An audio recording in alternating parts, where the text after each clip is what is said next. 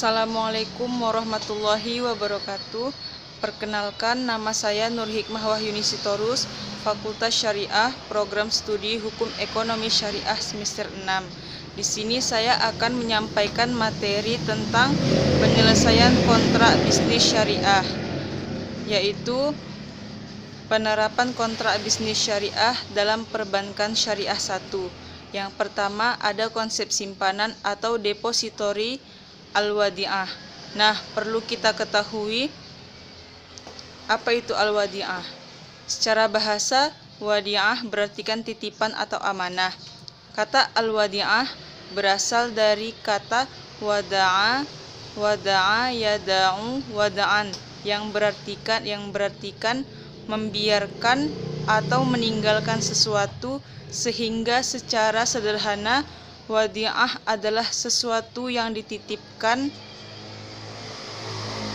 Secara harfiahnya, al-wadi'ah dapat diartikan sebagai titipan murni dari satu pihak ke pihak yang lainnya, baik individu maupun badan hukum, yang harus dijaga dan dikembalikan kapan saja si penitip menghendakinya.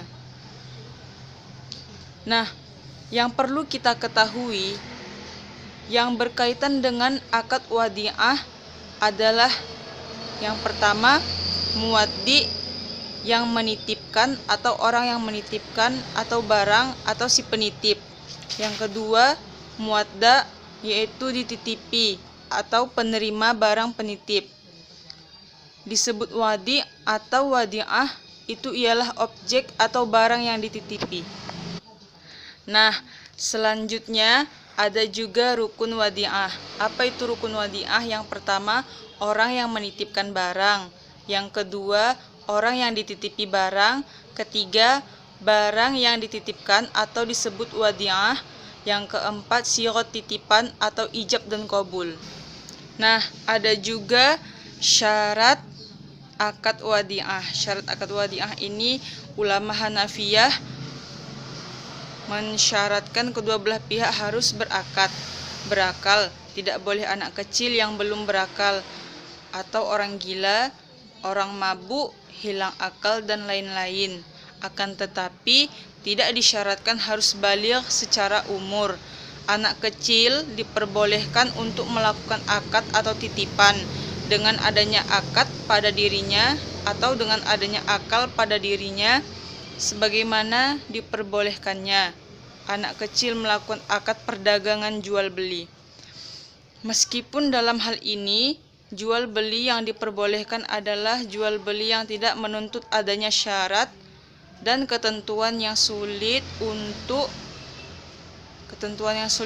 dipahami oleh anak kecil, atau apabila persetujuan dari walinya. Nah, wadi'ah ini boleh dilakukan oleh anak kecil apabila dia sudah berakal dan dipersetujui dari walinya. Nah, selanjutnya, benda yang dititipkan disyaratkan harus benda yang bisa disimpan.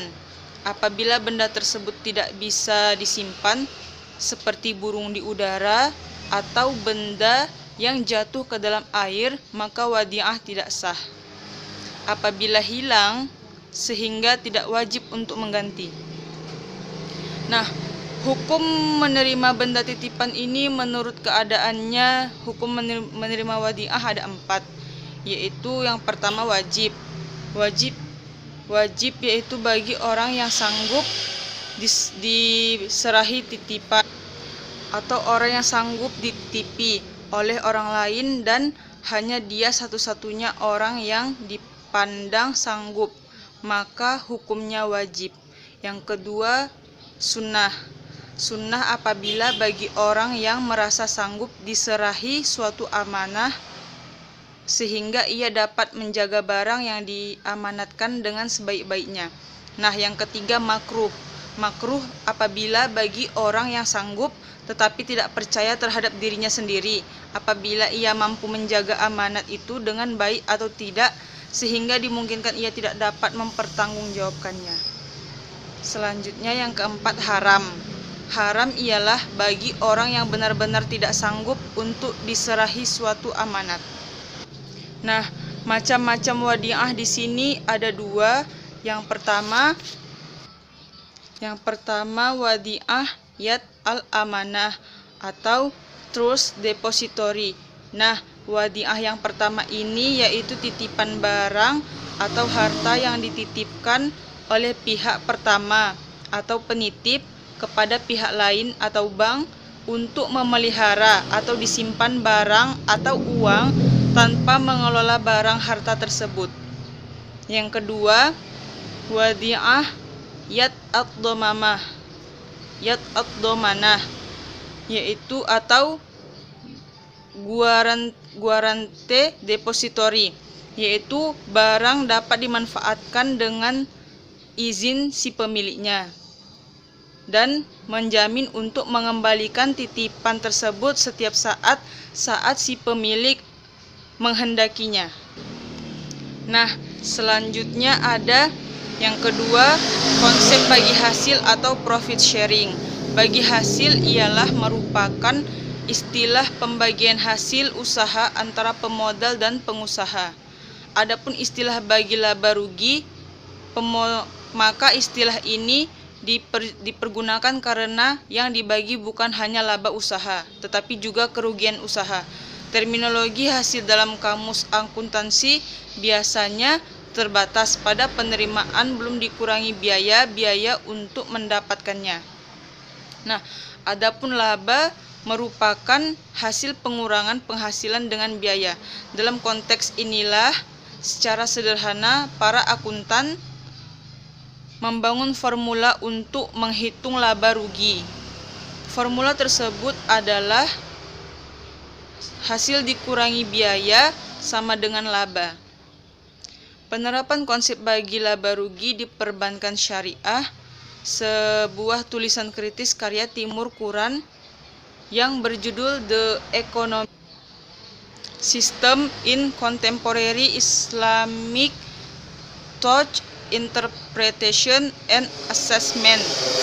Nah, yang terbit pada tahun 1986, setidaknya pernah mengkritisi dilema penerapan bagi laba rugi ini. Di antaranya, ia menyatakan bahwa mudharabah sebagaimana dipraktikkan di perbankan syariah dewasa ini menghadapi beberapa masalah. Antara lain yang pertama, dalam sistem mudharabah, kedua belah pihak antara pemodal dan pengusaha bebas menentukan nisbah. Nisbah ini yaitu bagi untung dan ruginya.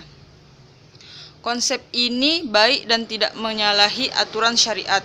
Namun dalam lingkup makro, ketika konsep ini ditetapkan, kecenderungan pihak yang lemah atau nasabah adalah menjadi korban bagi pihak yang kuat atau pengusaha, sehingga cenderung pada eksploitasi.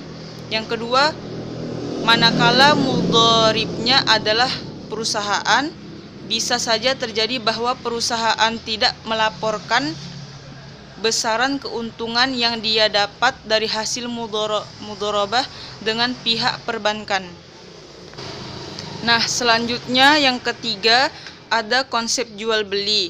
Nah, perlu kita ketahui secara bahasa, jual beli berasal dari kata al-bay'u yang memiliki arti mengambil dan memberikan sesuatu. Ada juga yang mengartikan sebagai aktivitas menukar harta dengan harta. Kata al-bay'u adalah turunan atau derivat dari kata al-bara yang memiliki arti deva. Nah, timbul pertanyaan mengapa deva?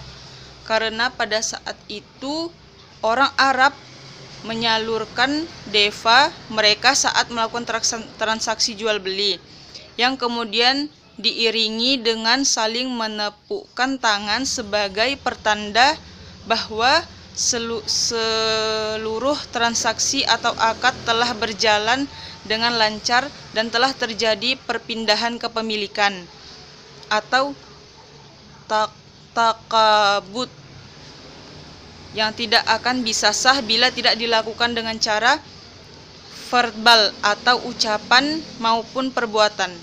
Nah, pengertian ini dirujuk pada kitab Tawdihul Ahkam. Nah, ulama Hanafiyah mendefinisikan jual beli dalam Islam yaitu sebagai pertukaran harta benda dengan harta berdasarkan cara yang khusus atau cara yang diperbolehkan. Ulama Malikiyah mendefinisikan jual beli dalam Islam pada dua definisi, yaitu ada definisi umum dan definisi khusus. Yang pertama, definisi umum. Definisi umum, jual beli adalah suatu perikatan tukar-menukar sesuatu yang bukan kemanfaatan dan kenikmatan. Yang kedua, definisi khusus. Nah, definisi khusus ini ikatan tukar-menukar sesuatu yang bukan kemanfaatan dan bukan pula kelezatan yang mempunyai daya tarik. Penukarannya bukan emas dan bukan perak. Bendanya dapat direalisir dan ada di tempat. Landasan hukum jual beli dalam Islam terdapat dalam Quran surah Al-Baqarah ayat 275. Wa ahallallahu al-bai'a wa harramar riba. Allah menghalalkan jual beli dan mengharamkan riba.